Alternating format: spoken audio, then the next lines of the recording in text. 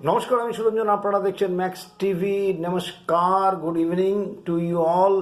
आप लोग देख रहे हैं मैक्स टीवी और मैक्स टेलीविजन 2 दोनों में पहले 2 दिन का, पहले चौथे टेस्ट का जो विवरण है, मैंने तो सोचा था लाइव जाने के लिए, लेकिन वीडियो के जरिए ही आपको सब सारा चीज एनालिसिस जो मिलेगा।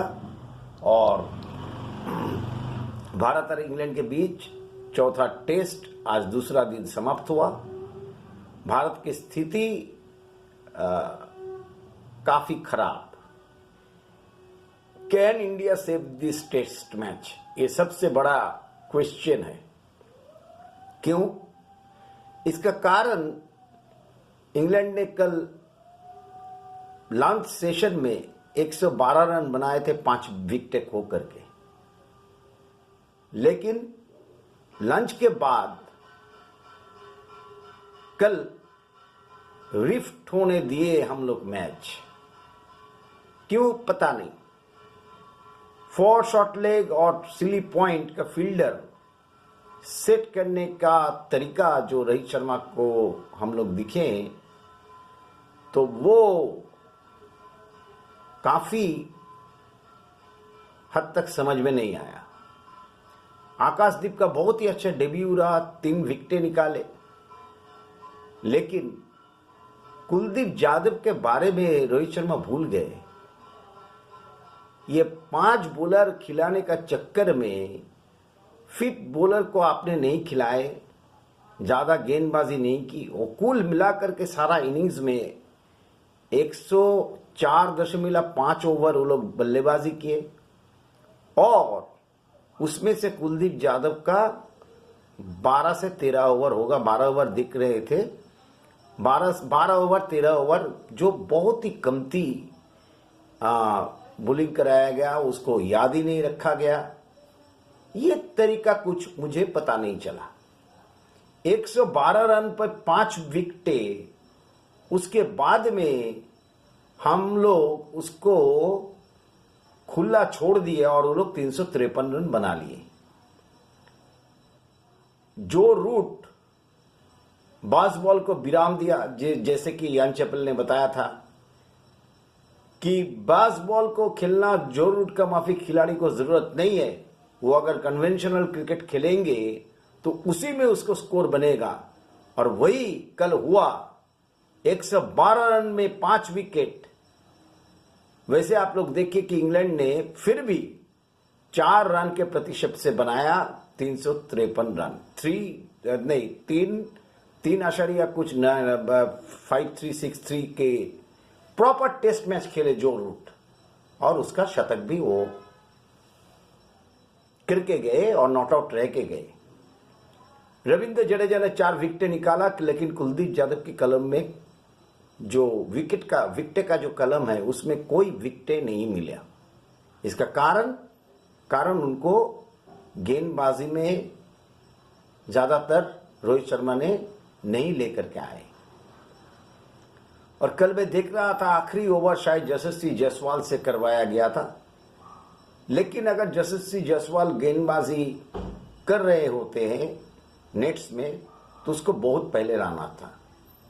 अगर यशस्वी जायसवाल से आप गेंद कराए तो इतना देर में क्यों लाए? एक आधा गेंद जो है टर्न भी हुआ, उस समय में उन लोग को ऊपर में प्रेशर नहीं था। तो यशस्वी जायसवाल को लाना था तो लंच के बीच में आप ला सकते थे, आकाशदीप को ला सकते थे, सिराज को ला सकते थे, और कुलदीप को एक तरफ से गेंद करा सकते थे, लेकिन ऐसा हम लोग किया नहीं। और उसका खामियाजा जो हम लोगों को भुगतना पड़ा, वो लोग 350 पार हो गए। और अब जो है विकेटें जो है वाइड क्रैक जो है वो वाइड हो रहे हैं। और क्रैक का बहुत अच्छा सवाल किया, क्रैक को बहुत अच्छी तरीके से यूज किया है शेब बशीर, और वो 4 विकेटें निकल करके लेके गए। जो रूट को काफी देर में बेन स्टोक्स ने लाया, और बेन स्टोक्स का फील्ड सेट जो था वो रोहित शर्मा से काफी बेहतर था। रोहित शर्मा विफ्ट होने के लिए खेल को इंग्लैंड का हाथ में हम लोग खेले, वहां से बेन फोक्स और बेन स्टोक्स का जो बारी था, वो पारी जो है वही इंडिया को डेंट पहुंचा करके गए। उसके बाद में ऑली रॉबिन्सन ने भी 50 रन बना के चले गए।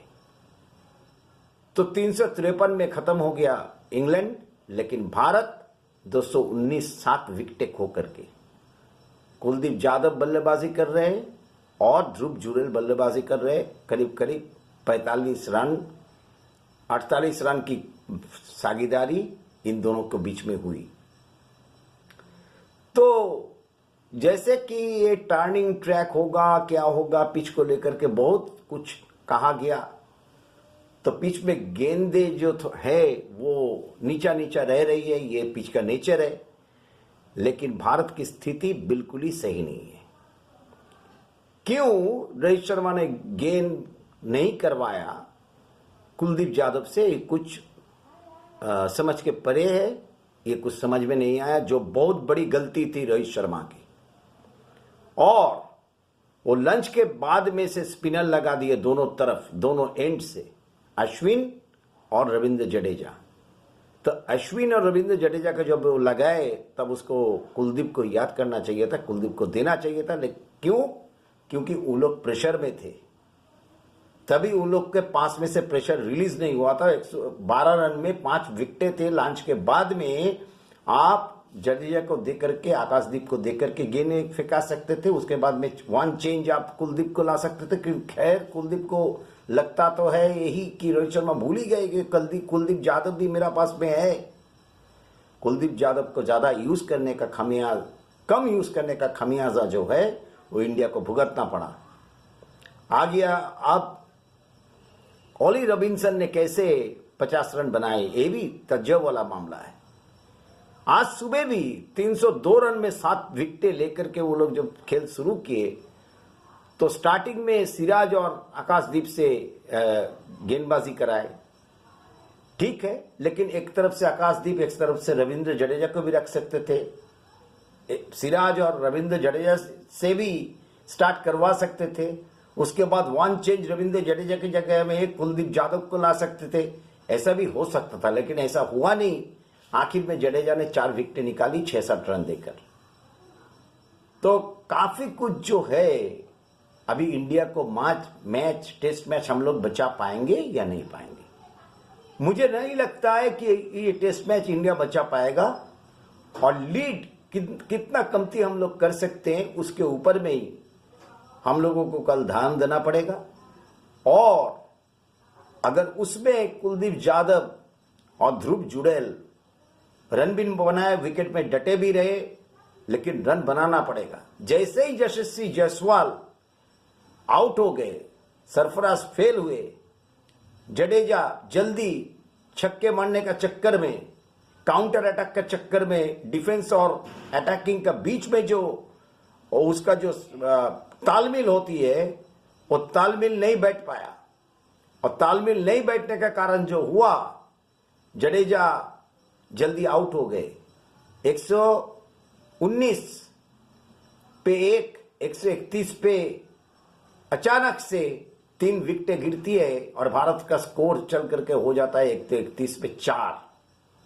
वहां से फिर 191 से ये पार्टनरशिप 181 से खेलते हुए करीब करीब 44 रन का पार्टनरशिप हुआ। 7वें विकेट भी गिर गए अश्विन के रूप में। अश्विन भी जल्द से आउट हो गए, काफी कंट्रीब्यूट नहीं कर पाए। सरफराज का जो विकेट हम लोगों को खोना पड़ा वो बहुत ज्यादा डेंट हुआ।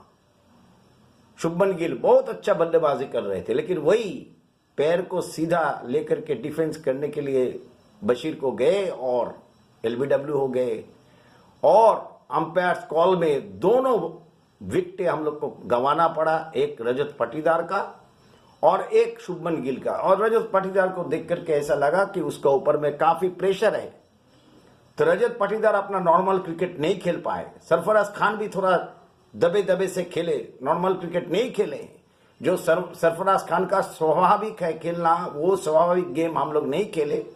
एक यशस्वी जायसवाल उनको एकदम पूरी तरीके से, यशस्वी जायसवाल जब तक क्रीज में ठहरे हुए थे तब तक लग रहा था कि भारत जो है यशस्वी जायसवाल फिर एक शतक लगाने वाला है और बहुत ही अच्छा फॉर्म में थे, लेकिन एक ही गेंद जो है नीच में रही, वो बैकफुट पे खेलने के लिए गए तो गेंद उठी नहीं।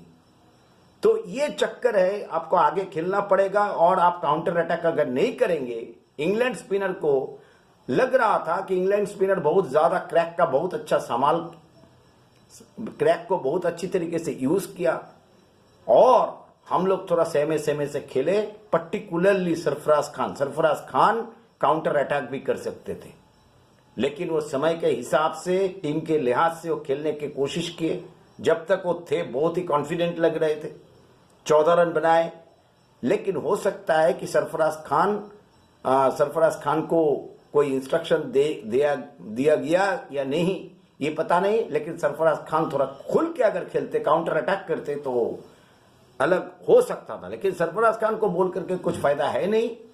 हम लोग रोहित शर्मा फिर फेल हो गए, 9 गेंदों में 2 रन बनाए और शिकार बने जिमी एंडरसन का। एक यशस्वी जायसवाल को छोड़ के और बाद में ध्रुव जुड़ेल और कुलदीप ने फाइट को आगे लेते हुए 219 तक लेके गया स्कोर, लेकिन हम लोग कितना दूर तक पहुंच पाएंगे, अभी भी हम लोग जो है 134 रन पीछे है, काफी बड़ा रन पीछे हम लोग चल रहे हैं। तो अभी कम से कम इंडिया को 100 के नीचे में लीड को लाना पड़ेगा, फिर देखना पड़ेगा कि हम लोग क्या कर सकते नहीं सकते। लेकिन 100 के 120 125 के लीड अगर इंग्लैंड को कल जल्दी इंग्लैंड ने 3 विकेटें चटका लिए तो भारत की परेशानी बढ़ने वाली है और ये सीरीज फिर 2-2 के बराबर होगा और आखिरी टेस्ट धर्मशाला में रोमांच का होगा और उसमें जसप्रीत बुमराह भी वापस आएंगे। और मुझे लगता नहीं है कि रजत पाटीदार जिस ढंग से खेल रहे हैं वो काफी कुछ प्रेशर अपना ऊपर में ले रहे हैं, इसकी वजह से वो नॉर्मल जो उसका गेम है वो नहीं खेल पा रहे हैं। तो रजत पाटीदार के जगह में अगर केएल राहुल फिट होते तो फिर केएल राहुल को खेलना तय है। और सरफराज खान बहुत अच्छा खेलते हैं, बहुत अच्छा फॉर्म में है डोमेस्टिक और बहुत कॉन्फिडेंस के साथ में आज भी खेल रहे थे, और लेकिन उन्होंने भी थोड़ा रुक के खेलने की कोशिश की, जिसका खमियाजा उनको भी भुगतना पड़ा। तो सरफराज खान को चाहिए अपना नॉर्मल क्रिकेट खेलने का। और एक बात, ठीक है 33 रन पे 3 विकेट आप रविंद्र जडेजा को आगे भेजे, लेकिन आज 86 पे 2 था। उसके बाद में जब रजत पाटीदार आउट हो गए तब स्कोर जो था उस समय में आप रविंद्र जडेजा को नहीं भेज करके सरफराज खान को भी भेज सकते थे, क्योंकि यशस्वी जायसवाल बहुत ही कॉन्फिडेंस के साथ उस समय में बल्लेबाजी कर रहा था, पूरा इनिंग्स वो कॉन्फिडेंस के साथ में खेला। और जब तक यशस्वी जायसवाल बल्लेबाजी कर रहा था तब तक इंग्लैंड बैकफुट पे थी। तो वो मौका आपने गंवाए, आप रविंद्र जडेजा को आगे भेज दिया। अगर काउंटर अटैक करना ही था आपको तो आप सरफराज खान को देकर के भी काउंटर अटैक कर सकते थे उस समय में। तो उस समय में अगर सरफराज खान आगे जाते रविंद्र जडेजा के पहले, तो रविंद्र जडेजा को पीछे में आप रोक करके रख करके आप इसमें भी कुछ परिवर्तन कर सकते थे, लेकिन वो किए नहीं। हम लोग पहले दिन लॉन्च के बाद में जब से स्पिनर हम लोग 2 एंड से लगाए और जिस तरीके से हम लोग रिफ्ट होने दिए मैच कल लॉन्च के बाद में हाथ से निकल गया। उसके बाद सुबेरे में भी आज हम लोग ने गलती की, हम लोग ने सिराज और आकाशदीप को लेकर के स्टार्ट करवाई। ठीक है, थोड़ा बहुत सीम हो रहा था, गेंद नीचे भी हो रही थी।